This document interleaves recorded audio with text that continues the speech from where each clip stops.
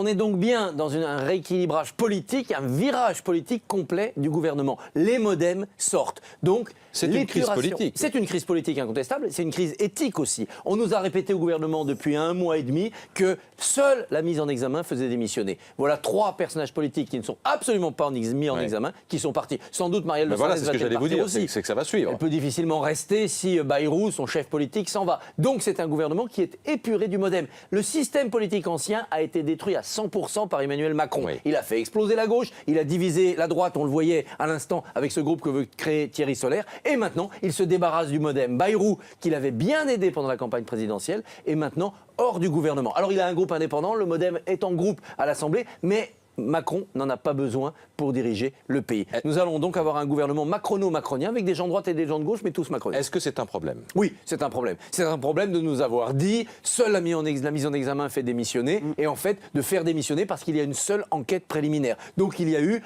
un effet de curseur, une sorte de mensonge du gouvernement pendant la campagne des législatives. Mais est-ce que c'est pas aussi une nouvelle forme de jurisprudence qui se met en marche? Bien sûr. Le moindre soupçon et un ministre saute. Exactement. La campagne de presse ne suffira pas, mais il suffira qu'un procureur ouvre une enquête préliminaire pour que le ministre soit obligé de démissionner pour mieux se défendre devant ses enquêteurs. Donc oui, nous sommes face à un changement de comportement jurisprudentiel de ce côté-là. Nous sommes aussi face à une crise politique.